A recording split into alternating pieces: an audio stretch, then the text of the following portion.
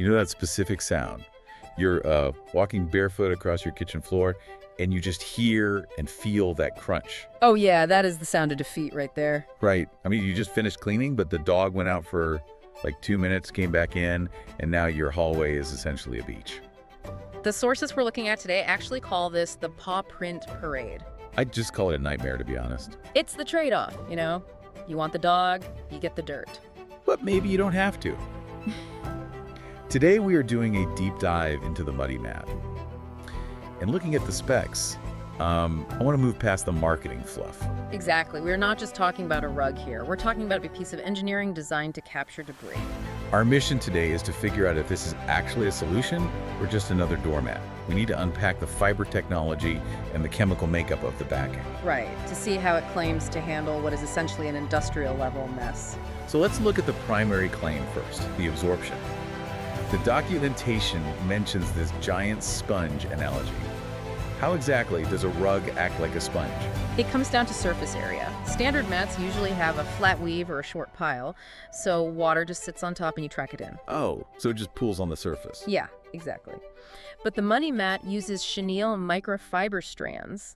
You can think of them as thousands of individual textured fingers. So instead of a flat shield, you're stepping into a mesh of fibers. Right, and that structure allows it to trap dirt and absorb moisture between the strands rather than letting it pool. Because the spec sheet claims it can absorb up to 7 times its own weight in water. Which is high. Yeah, 7 times seems incredibly high for just a doormat. It is. It implies that if you have a soaking wet golden retriever or muddy boots, the mat isn't just wiping the surface, it is actively pulling that moisture away from the contact point. It stops the mess right at the threshold. But here is my concern with high absorption. I've had mats that soak up water, but then they become a slip and slide. Right, if it's heavy with water, what keeps it in place? Exactly. That's where the material science on the underside comes in. They use a backing made of TPR. TPR, thermoplastic rubber. Yeah, thermoplastic rubber. It's distinct from standard latex or PVC backings you might find on cheaper rugs. Because those degrade over time. They get brittle, which causes that sliding effect. TPR is engineered to have a higher coefficient of friction. So it grips. It grips. It creates a stable landing zone, even if the dog hits it at full speed. And they pair that heavy backing with double stitching on the edges, I saw.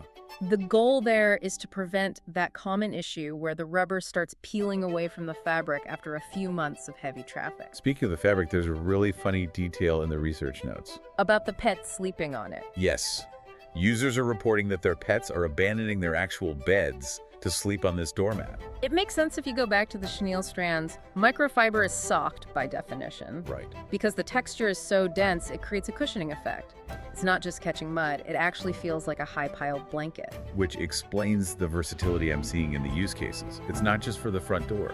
No, people are getting creative with it. We see it used at back doors, garden entrances, and heavily in car crates. Oh, for travel. Yeah, if you have a dog that gets carsick or just wet after a hike, the absorption protects the car upholstery. I even saw a note about using it under water bowls for sloppy drinkers. Same principle, you catch the fluid before it hits the hardwood. But we do have to address the maintenance. Because if this thing holds 7 times its weight in mud and grime, eventually it's going to be gross. Definitely. And I am not hand-washing a heavy, sodden rubber mat. This is usually the failure point for high-performance mats. Often, you can't put rubber backings in the dryer. Because the heat melts the adhesive. Or cracks the rubber. And you end up with rubber confetti in your dryer vent. Exactly. But the Muddy Mat documentation specifically states it is machine washable and dryer safe. Really? Yeah, the TPR material is heat resistant enough to survive the cycle.